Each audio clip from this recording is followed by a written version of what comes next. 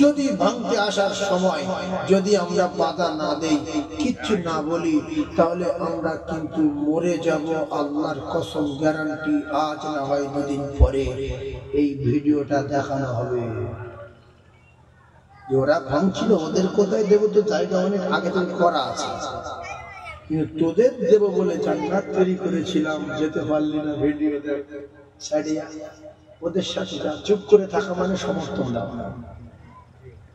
এই জন্য জীবনে যদি এই সুযোগ কোনদিন আমাদের হাতে আসে, আমরা শপথ করি হাত ছাড়া করবো না।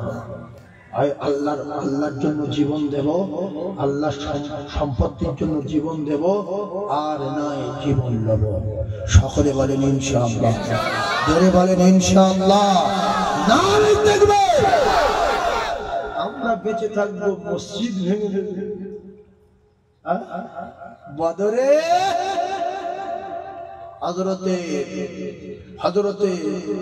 হযরতে আল্লাহ নবী সাহাবী আব্দুর রহমান ইবনে আউফ রাদিয়াল্লাহু তাআলা বলছেন, আমি বাম দিকে তাকালাম, একটা বাচ্চা ছেলে বলছে, চাচু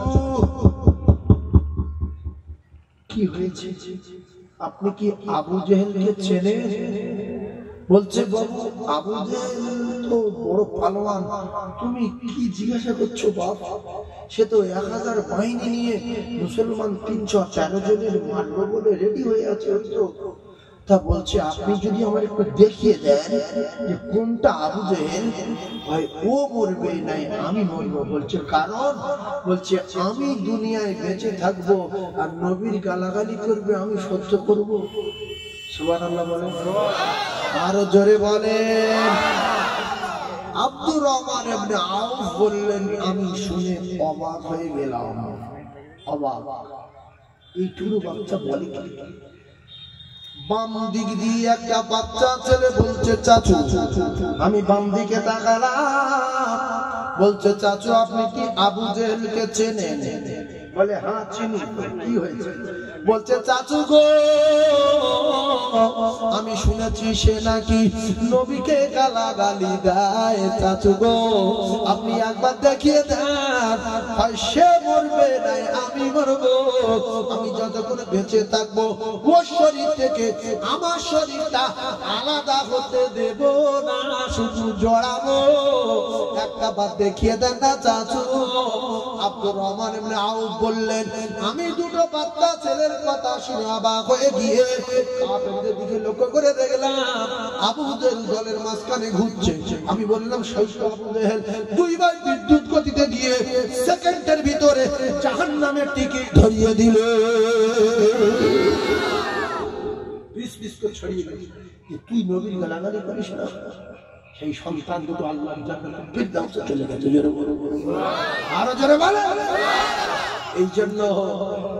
এই জন্য আমি আপনাদের বলছি, মসজিদ গুলো ভেঙে দেবে, যেগুলো ওয়াকফ করা আছে, ওয়াকফ সম্পত্তি বলেন, যেগুলো ওয়াকফ করা আছে, কারুর না, আল্লাহ।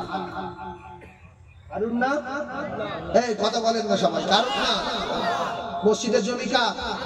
মসজিদের জায়গা কার? মসজিদ কার? আমাদের না, আল্লাহ। সেই জন্য আমাদের কাছ থেকে নিয়ে নেবে। তোমাদের না, ও তো আল্লাহ। আল্লাহর ক্ষমতা থাকে তো আমাদের সঙ্গে লড়ো, তোমরা লড়ো না। আমরা আল্লাহর গোলাম। গোলাম ওরে বলা হয় যে গোলাম মালিকের জমিতে, মালিকের গাড়িতে, মালিকের বাড়িতে হামলা করলে যে গোলামের গা জ্বালা করে, মাথায় রক্ত উঠে যায়, সেই গোলামকে মালিক বেশি ভালোবাসে।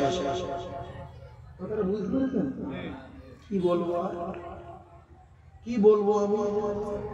আপনার একটা রাখাল দেখেছেন আপনি বাড়িতে, রাখালটা আপনার বাড়িতে রাত্রেবেলা 4টে চোর এসেছে। রাখাল জেগেছিল, চোরের সঙ্গে লড়াই করছে, মালিকের মারতে দেবে না, মালিকের সোনা নিতে দেবে না, মালিকের অর্থ নিতে দেবে না। রাখাল লড়াই করতে করতে করতে করতে রাখাল মারা গেছে। জোরে বলেন রাখাল মারা গেছে। ওই মালিক ওই রাখালের বোন না 2 বিঘা জমি লিখে দেবে আর টোটাল সংসারের দায়িত্ব নেবে আর কাঁদবে যে আল্লাহ আমার এত ভালোবাসত আমার জন্য জীবন দিল। মালিক তার চিন্তা করবে না করবে না?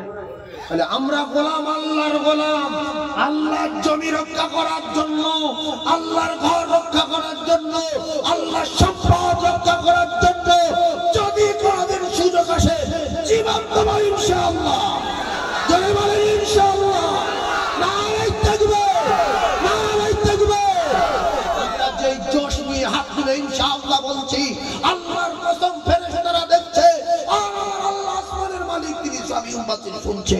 সুযোগ একদিন আসবে ইনশাআল্লাহ আজিজ। সেই দিন পর্যন্ত আমরা যদি বেঁচে থাকি আমরা গোলাম, মালিকের সম্পদ হেফাজত করার জন্য, মালিকের বাড়িতে যাতে করে বোম্ব না করতে পারে হেফাজত করার জন্য, মালিকের জায়গা যাতে করে কেড়ে নাই না নিতে পারে হেফাজত করার জন্য যদি জীবন দেয় আল্লাহ আমাদের জান্নাতের ব্যবস্থা করে দেবে। জোরে বলো, আরো জোরে বলো। হিজরি মার্কা হলে হবে না। মুসলমান ভাগের যা আলা ইন্না আউলিয়া আল্লাহি লা খাউফুন আলাইহিম ওয়া লা হুম ইয়াহজানুন।